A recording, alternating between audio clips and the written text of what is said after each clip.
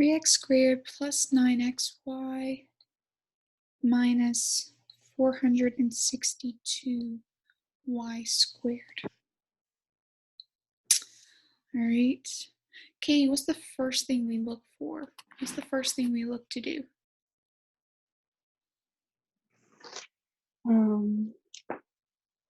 Any common Yes. things? Yes. Is there anything right now that we can factor out of each one of these terms? Is there, Katie? 3, maybe? Yes, I can pull out a 3. How do you know that 462 is divisible by 3, Sierra? How do I know that? Do you remember our divisibility rule? Do you add up the numbers? 4 plus 6 plus 2, that's 12. 12 divided by 3, yes. So therefore 462 is divisible by 3. Okay, so I pulled out a 3. I'm left with x squared plus 3xy minus, let's see, 462 divided by 3. That's going to be 154y squared. All right. Notice, once I have factored out that 3 right there, do I have a coefficient in front of my x squared that's bigger than 1? Well, no. So number 32 is nice because I can factor it like I've been factoring my previous ones from lesson 10.2. So I come over here, I list factors of 154. Oh boy, okay, let's see. Give me some factors. I've got 1 and 154, 2 and, let me get my calculator out so I can do this quickly. All right, 154 divided by 2, 2 and 77. What's another one? Someone give me another set. 7 and 127. Or wait, no. It's no, 7 and 27. No, it's not right either. 7 and 22 is. So you're right with the 7. Yes. Okay, so 7 and 22. What else? Again, remember, I'm trying to add or subtract these together to get 3. I am not there yet. Sierra, you got another set you found? 11 and 14. 11 times 14. And that may be the winner right there. Yes. 11 and 14 are going to be my values. All right. Remember, it's 154y squared. So I found factors of 154, but I also have to do the factors of y squared, which is just y times y. So I need to, oops, this should be 14. So I need to tag on my y's at the end there. All right, Katie, what are my signs going to be?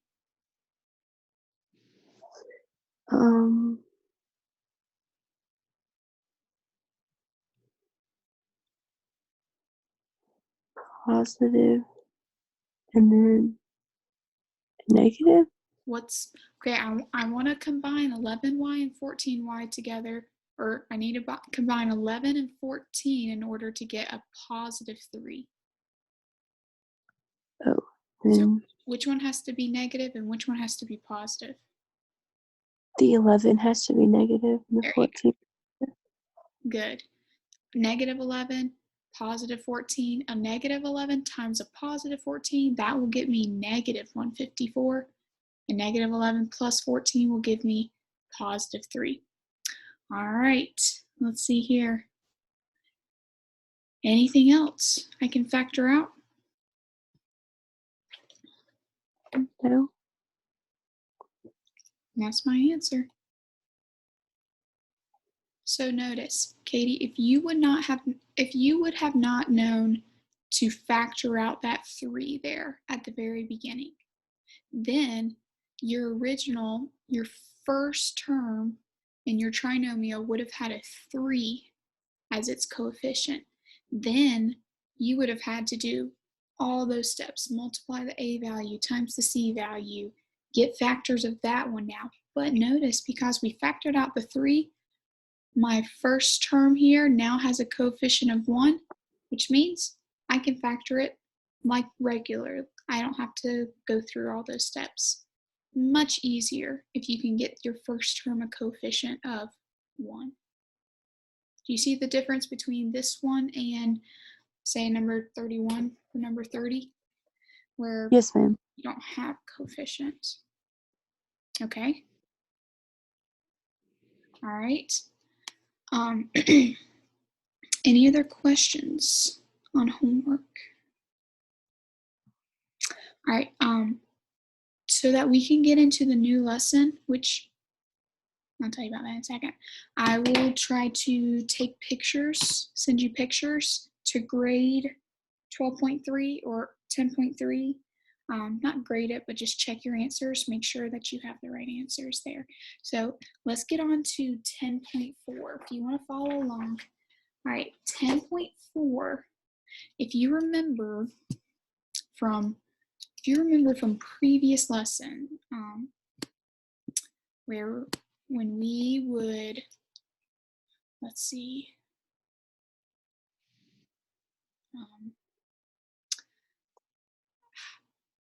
sorry, I'm drawing a blank. Anyways, this lesson right here, these are going to be our shortcuts.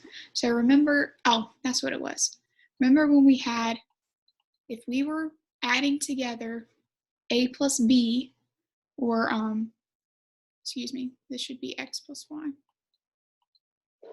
Remember our shortcuts that we started to do when we were distributing, foiling, and that was, well, that's going to be x squared plus 2xy plus y squared. And then if it was x minus y squared, then it was just going to be subtracted minus 2xy plus y squared.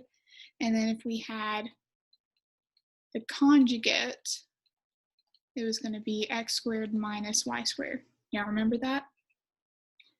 So here's what we're doing now. We're now starting with the trinomial, or the binomial here, and now we're going back the other way. Now we are factoring it this way. So take a look at example number 1. X squared minus 49. Here's our rule. If we have a number squared minus another value squared, my answer is going to be a plus b times a minus b. And all I've done here is I've just switched out x and y here. Y'all see how they flip-flopped? Well, okay. Take a look here. This is x squared minus 49. So my answer is not going to be x plus 49, x minus 49, because notice my rule says this is the value. So x squared is your a squared, and 49 is your b squared. So is the value of b 49? Well, no. The value of b is going to be its square root, because my rule says I'm squaring a and I'm squaring b. So this is the correct answer. This is x squared minus 49 factored. What about this one? What if I have y squared minus 144? You do that one. What would that be? Factor that one.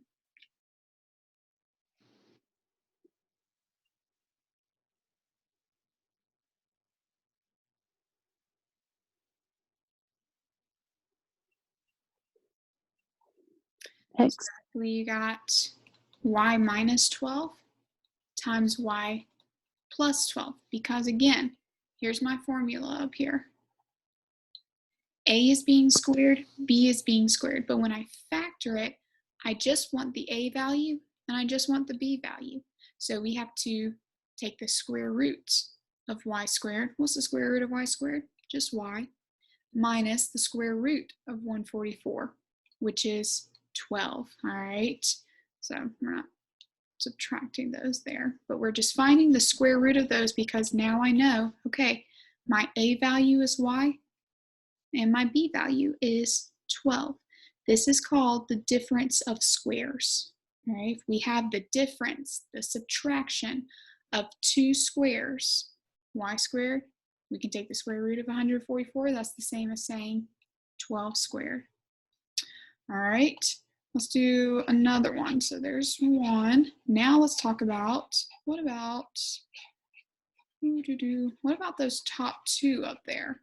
How can I recognize those in a problem? Oh, you know what? Let's do that second example first real quick. That's a good one. 5 minus 125 x squared. Just like when we were factoring the problems from last lesson, I always look at my original and say, okay, can I factor anything out first? And can I? Yes, I can pull out a 5 from both terms. All right. Actually, I'm going to show you two ways here. So I've got 5 minus 5, or 5 divided by 5, which is 1. 125 divided by 5, that's 25 x squared. Okay, take a look at this thing right here. 1 minus 25x squared. It looks like it could be the difference of squares. Well, remember like we did last problem? Okay, well, what's the square root of 1 then? Well, that's 1. And what's the square root of 25x squared? Well, that's the square root of 25 times the square root of x squared. Remember, I can break those two apart. Square root of 25, that's 5. The square root of x squared, that's x. Okay, is 5x squared the same as 25x squared? Yes, it is. So I now have, okay, the square root of 1, which is 1. So let's write our answer. Square root of 1, which is 1. Remember, what's our form? Our form is going to be, if I've got a squared minus b squared, my answer is going to be a minus b times a plus b is the conjugate here. So here we go. I've got 1 minus, okay, what's my b value? My b value I found to be 5x. And then I've got 1 plus 5x. And then I factored out a 5 at the very beginning there, so can't forget my 5. So let's see here.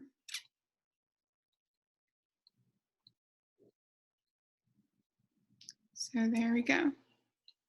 5 times 1 minus 5x times 1 plus 5x. So all we're doing is we're taking the square root of these guys in order to find my a and my b value to put in my final factoring.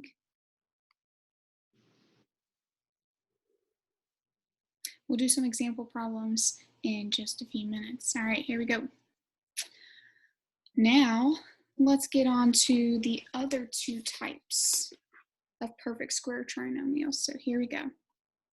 A squared plus 2ab plus b squared. That's going to look like the form a plus b squared. And then if I've got a squared minus 2ab plus b squared, that's going to be in the form a minus b squared. All right, let's take a look at this example then. I've got x squared plus 10x plus 25. So normally how we'd solve these, we go, okay, let's factor them. I've got x and x. List out my factors of 25, okay? Here's going to be a shortcut now. Take a look at the coefficient of your a term, your first term, and then take a look at the coefficient of your last term. Multiply those two things together. So that's 1 times 25. 25, okay? So that's your A times C value. Now, take a look at your middle term. That's 10. If your middle term is 2 times the square root of your AC value, then it's going to look like this up here when you factor it. Okay, hold on.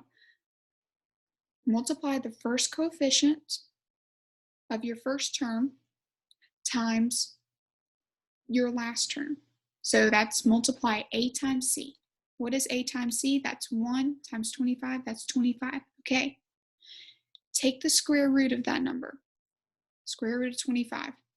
All right, that's 5. Multiply it by 2. What is 2 times 5? Well, that's 10. That's the same as the coefficient of your middle term. Therefore, I can factor it like I would up here. Therefore, your A value and your B value, so it's going to be X plus, all right, well, what's your B value? Well, look up here. Your B value is going to be something squared. Well, if this third term is 25, then your B value is going to be its square root, right? Because that's the same as saying 5 squared. Let's do another one. X squared plus, let's see here, plus 12x plus 36. Okay, we want to see, is this a special trinomial where we can factor it quickly? Well, first thing I do is I multiply A times C. Coefficient of 1 times 36. 1 times 36, that's 36. Okay, take the square root of it. What's the square root of 36? Well, 6. Multiply that by 2. That's 12. Is the square root of AC times 2 that middle number right there? It is. Therefore, I can factor it like I would up here. It's going to be X plus, well, what's my B value? What's my B value? Well, my B value is this last term right here, but it's the square root of it. There we go. So what is this eliminating, if I could say? Normally, here's our original problem. X squared plus 10x plus 25. If I were to factor it like normal, I would find factors of 25, 1 and 25, 5 and 5. Okay, I'd use 5 and 5, right? 5 and 5. What's my signs? My signs are going to be add and add. 5 plus 5 is 10. 5 times 5 is positive 25. Oh, that's the same exact thing, which is what I just did right here. Same right here. If I were to factor x squared plus 12x plus 36, get x and x, list out my factors of 36. 1 and 36. Oh, 6 and 6 would be the numbers that I'm going to use. They're both positive. Oh, that's the same binomial. So I can just say it's x plus 6 squared, which is what we found here. So we're looking for patterns. The last term times the coefficient of the first term. Multiply those together. Okay, now take the square root of it. Is that square root the middle number multiplied by 2? If it is, I can do my little shortcut. Let's do a couple more. Take a look at example number 5. 12x squared minus 36x plus 27. Now, notice which form we have in example 5. We have the form now of, that's a squared minus 2ab plus b squared. So now my final answer is going to be a minus b squared. So it's not really changing much, just changing the signs there. All right. Oh, I can factor something out here. I know I can. I can at least take a, let's see, I can take a 3 out of all 3 of these terms. I always want to make it smaller if possible. So I'm left with 4x squared minus 12x plus 9. Okay, that's definitely a lot easier to work with. All right.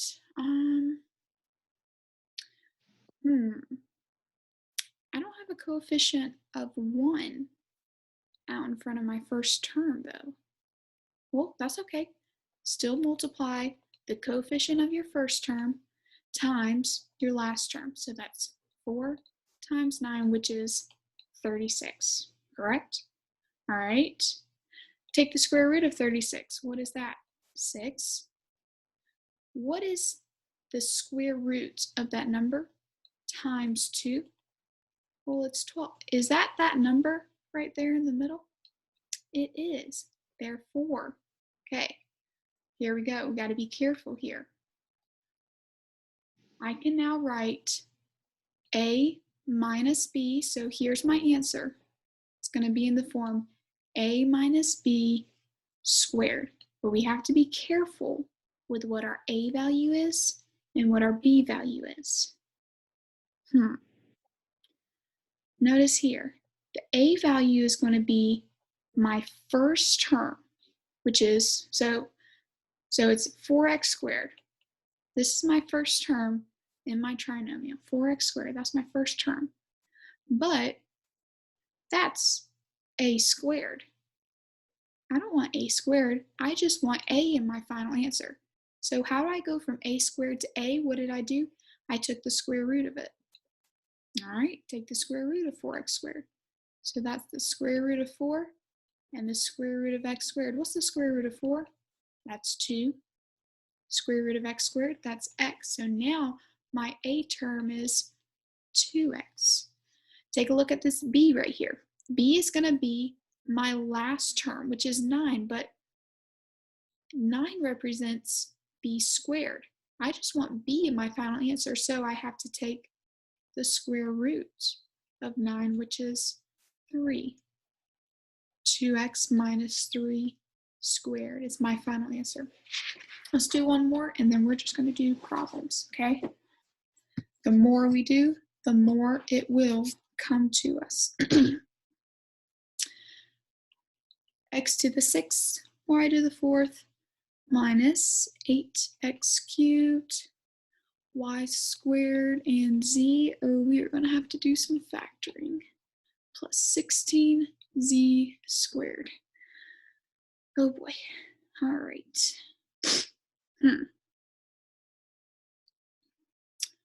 Take a look at the first and the last terms here. Are they perfect squares? Well, if you're following along in the example, they are. This is a harder one, okay? You know what? Yeah, I'm gonna pause on this one because I don't want to get into this one yet. I want to do examples first, and then we'll get into harder ones. Okay? So scratch example 6 right now. Let's get to some of the example problems. All right. So pull out a piece of paper, follow along with me. Here we go. Number 1.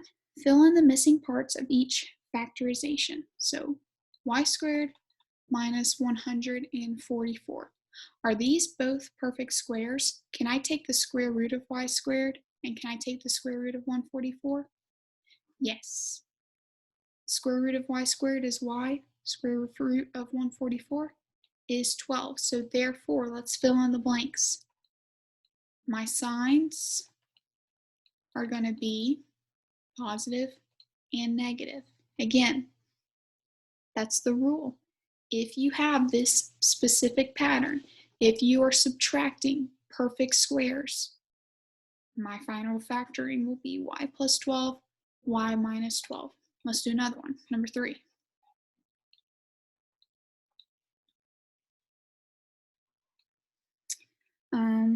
49x squared minus 4. All right, let's take a look here. Is 49x squared, is that a perfect square? Well, can I put the square root of 49x squared, square root of 4? Well, that's 2. Square root of 49x squared, I can break that up into the square root of 49 and the square root of x squared. Square root of 49, that's 7. Square root of x squared, that's x. There we go. So these two numbers, your a value and your b value, those are perfect squares. Therefore, let's fill in the blanks.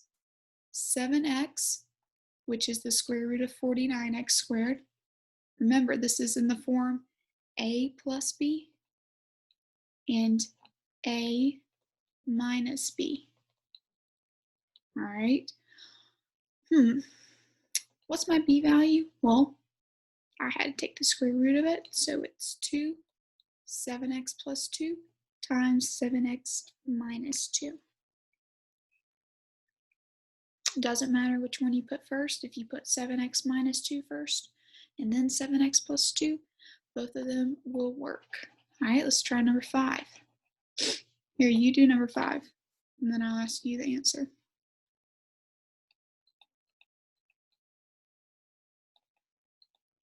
So these are the difference of perfect squares. We can factor the difference of perfect squares in a nice, simple way.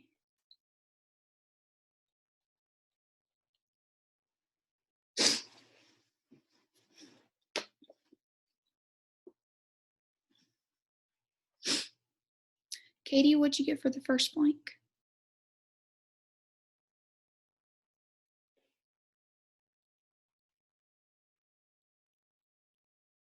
Oh, I think you're muted.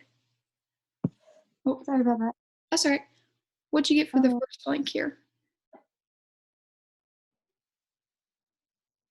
6a. Yes, good. 6a, because remember, this whole value represents a squared.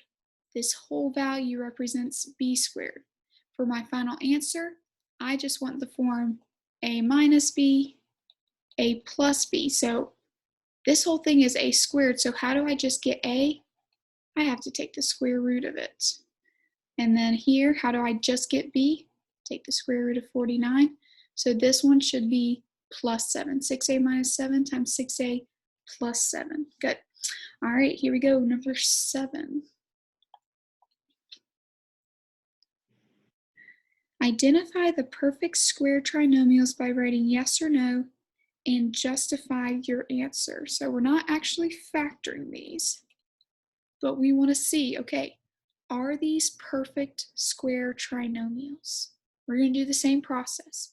So coefficient of the first term times the last term. So that's your a value times your c value. 1 times 9 is 9.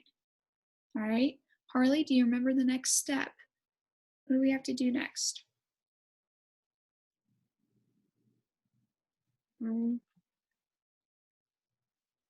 Write out the factors of 9. Not for these ones. We're trying to see, okay, if it's a perfect square trinomial, then we're going to be able to do our little shortcuts. Remember, if it looks like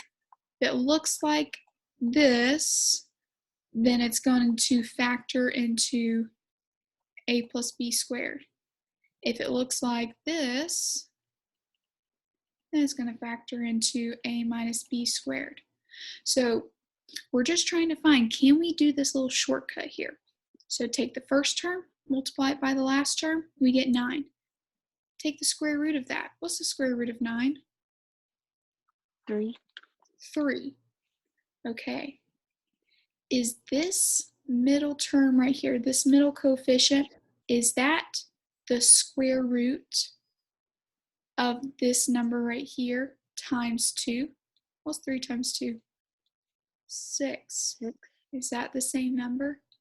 Yes. So this is called a perfect square trinomial because the first number is a perfect square, the last number is a perfect square. When I take the square root of this product, and I multiply it by 2, it's going to be that middle term. So yes, this would be a perfect square trinomial. And how do we know that? Well, because 3 times 2 doubled is going to be x. So you don't have to write the reason why. Let's try number 9. We're trying to find, okay, are these perfect square trinomials? Ooh, okay. Well, before I can figure that out,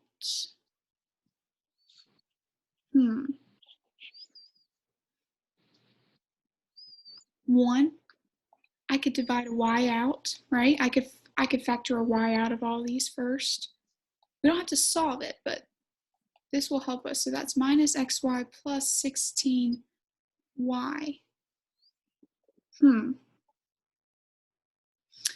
Notice now, my last term right here is 16y.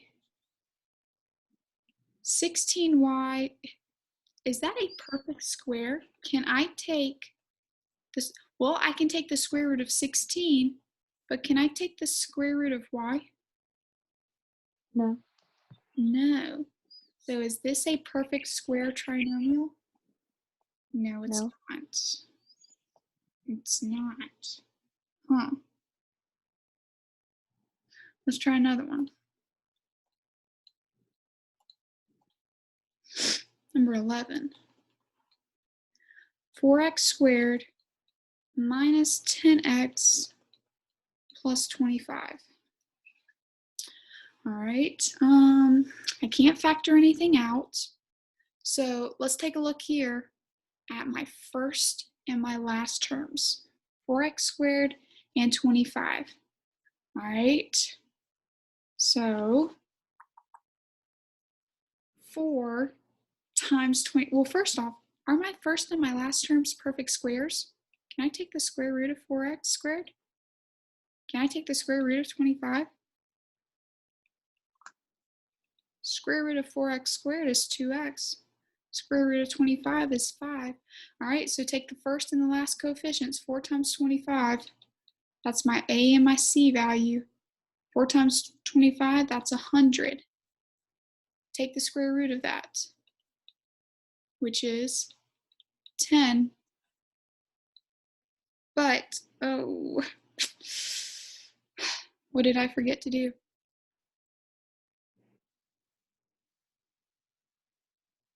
Can I go straight from saying, oh, that's the square root? The square root of 100, that's 10. That's the same as my middle term. To multiply by 2. There you go. It is not a perfect square because this has to be multiplied by 2, which would be 20. And is that, nope, this is not. So that was tricky. The first term and the last term, those are both perfect squares. But when those coefficients are multiplied together, take the square root, multiply it by 2. That's not my middle term, so no, it is not. All right, let's get into some factoring ones, and then I'll give you your assignment. So number 13. A squared minus 225b squared. Well, hopefully, because this is the difference of two perfect squares, hopefully I'm just going to be able to write my answer as a minus b times a plus b. Let's do it. What's the square root of a squared? What's the square root of 225b squared? Well, the square root of a squared, that's just a. So come over here. My a value is a. That was easy. What about the square root of 225? What is the square root of 225?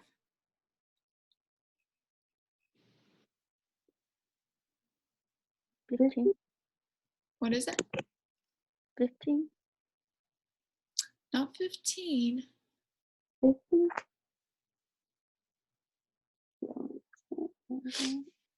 What is the square root of 225? I forgot.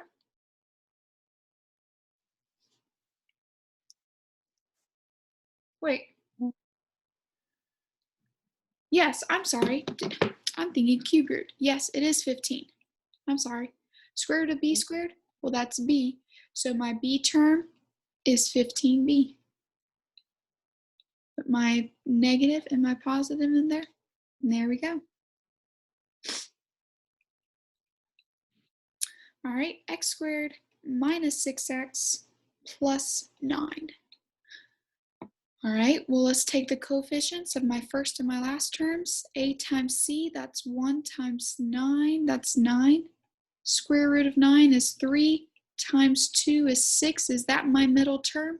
Yes, it is. So therefore, my easy shortcut, I'm going to have, let's see, if it looks like the form a squared minus 2ab plus b squared, it's going to be in the form a minus b squared. Okay, so my a value is right there, but in my original problem, it's the value squared. So how do I go from a squared to just a? I have to take the square root of that. What's the square root of x squared? Just x. And then my b value is my last term there. My b value, though, in the original problem is squared because it's a perfect square. So my b value would just be 3. X minus 3 squared. Any questions on these two?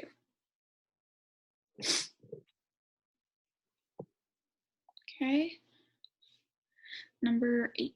That was 15, 17.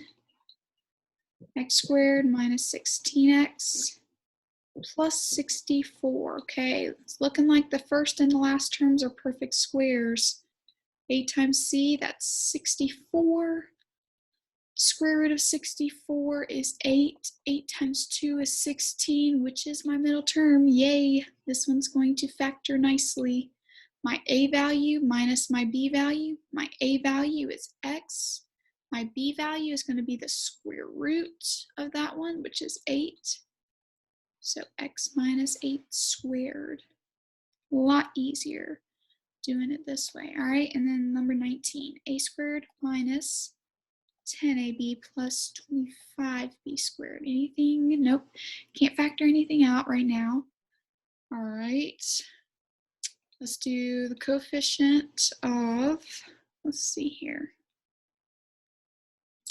So that's 1 times, all right, so multiply this times, so 1 AC is going to be 1 times 25, which is 25. Square root of 25 is 5. 5 times 2, that's 10.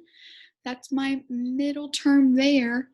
Notice too, though, taking the square root of a, that's a. Let's see here. Sorry, hold on just a second. All right. So that's 10, which is my middle term. So therefore, my a value, which is I'm going to have a minus b. So a minus, all right, what's my b value? My b value is not just going to be the square root of 25. It's got to be the square root of the whole last term. So the square root of 25, square root of b squared, that's going to be 5b.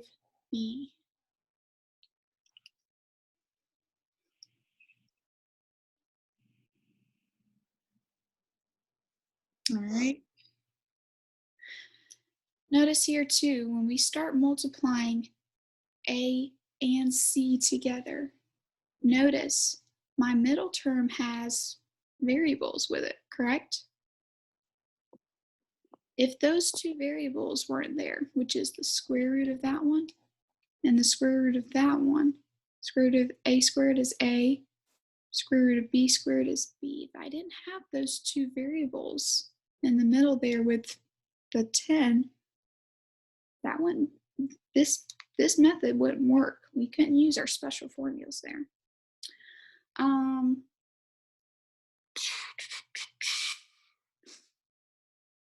right, for homework, I want you to do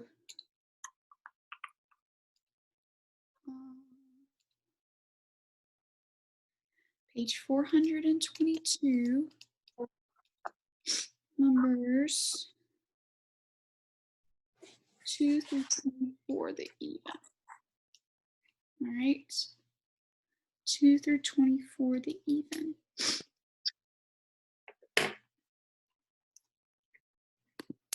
I'll put that on Google Classroom.